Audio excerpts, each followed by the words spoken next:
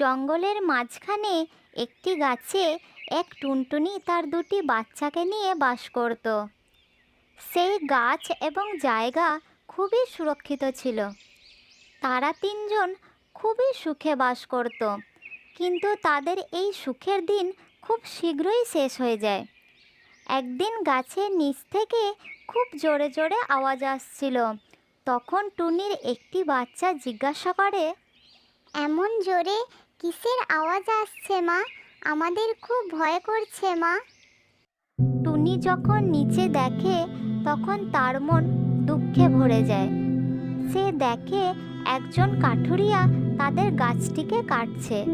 সোনা, আমাদের এই গাছটিকে কাটা হচ্ছে, এখন আমাদের এই বাসা ছাড়তে হবে।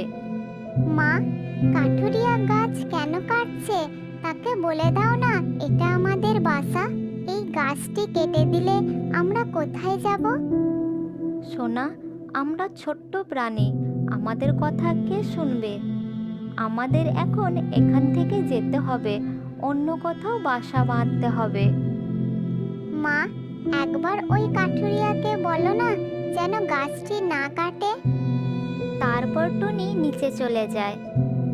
কাঠুরিয়া ভাই, আমাদের বাসা নষ্ট হয়ে যাবে, দয়া করে এই গাছটিকে কেটো না।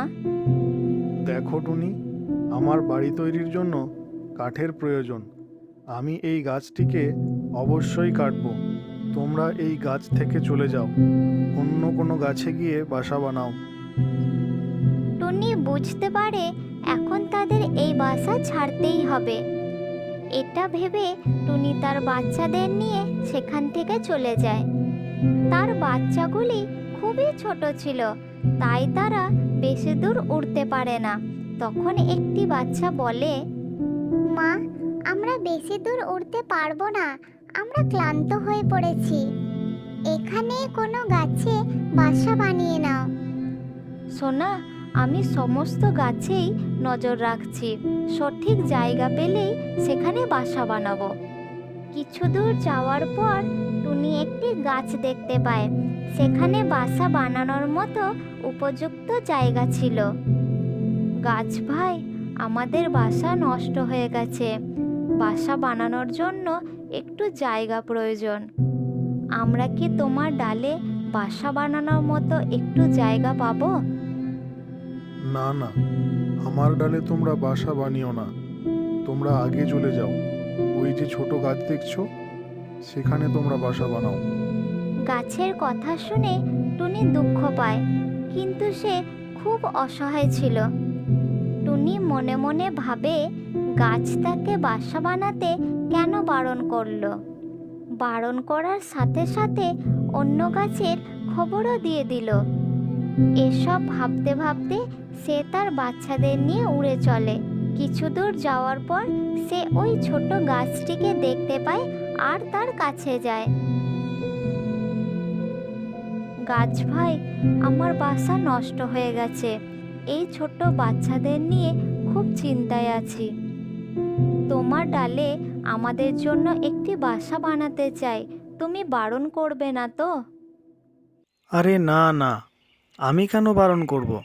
তুমি তোমার বাসা বানাও।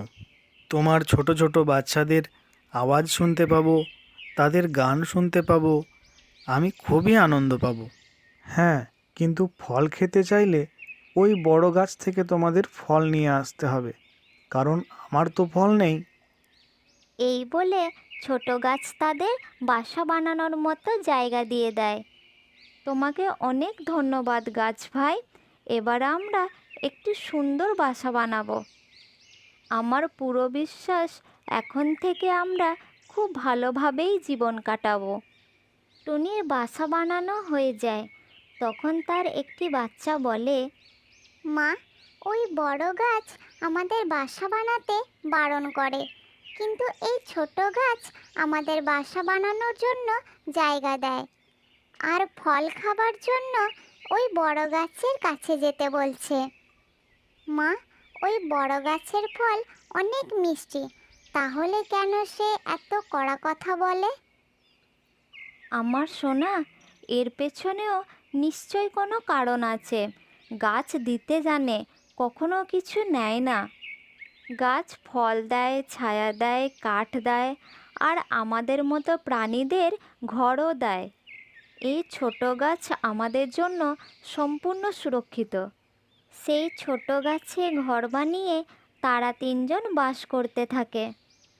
টুনির বাচ্চা দুটি খুবই খুশি ছিল। কখনো কখনো তারা সেই ছোট গাছের ফলও খেয়ে নিত। একদিন টুনি আশেপাশের এলাকা ঘুরে দেখার জন্য বেরিয়ে পড়ে।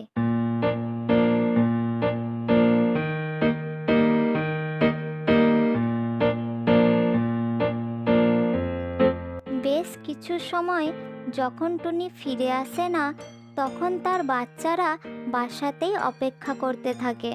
কিছুক্ষণ পর টুনি মুখে একটি ফল নিয়ে বাসায় ফিরে আসে। তারপর তার বাচ্চারা ফল খেতে থাকে। মা, এই ফল তো খুব সুস্বাদু আর মিষ্টি, এটা তুমি কোথায় পেলে? আমার সোনা, এই ফল আমি সেই বড় গাছ থেকে নিয়ে আসছি। আমি যখন সেদিকে যাচ্ছিলাম তখন তিনি আমাকে ডেকে ফল দিলেন। আশ্চর্য, গাছ তো আশ্রয় দেয় না অথচ ফল খাওয়ায়। একদিন টুনি সেই বড় গাছের কাছ দিয়ে উড়ে যাচ্ছিল। তখন গাছ তাকে কাছে ডাকে। টুনি বোন, আজ অনেক ফল নিয়ে যাও। নিজের বাসায় যত্ন করে রাখবে, কাজে আসবে। গাছের কথা শুনে টুনি 2-3 বার চক্কর দিয়ে বেশ কিছু ফল তার বাসায় রেখে দেয়। গাছ এসবের কারণ কিছুই বলে না, আর টুনি জিজ্ঞেস করা উচিত মনে করে না।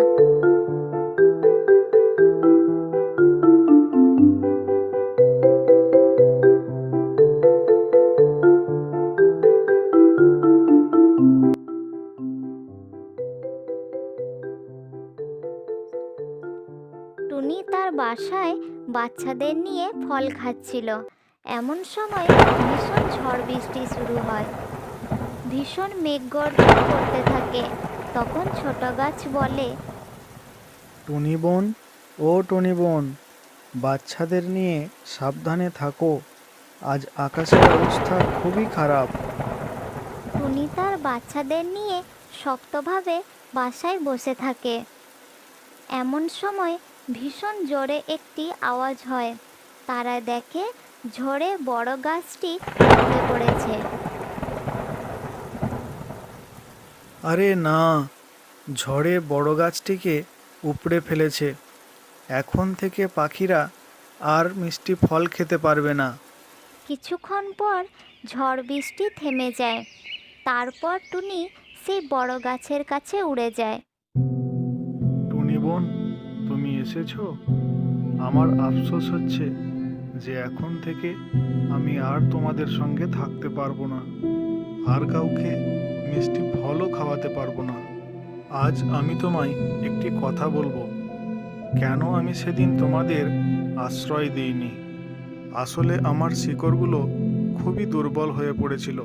আমি জানতাম ঝড়ের দাপট তারা সহ্য করতে পারবে না। তাই আমি চাইনি কেউ আমার ডালে বাসা বানিয়ে বিপদে পড়ুক। তাই আমি সেদিন তোমাদের বারণ করে দিয়েছিলাম আর ছোট গাছের রাস্তা বলে দিয়েছিলাম। এখন তুমি আমার ফলগুলি নিয়ে যাও, তোমার বাচ্চাদের খাওয়াও। এখনো এগুলো তাজা আছে। গাছের কথা শুনে টুনি বলে, গাছ ভাই, তুমি অনেক ভালো। তোমার ভাবনা সব সময় ভালো ছিল। তোমার কথা আমি সারা জীবন মনে রাখব। বড় গাছের কথা শুনে টুনির মন ভারী হয়ে গেছিল। সে বুঝতে পেরেছিল এই মহান গাছটিকে তারা আর কখনোই ফিরে পাবে না।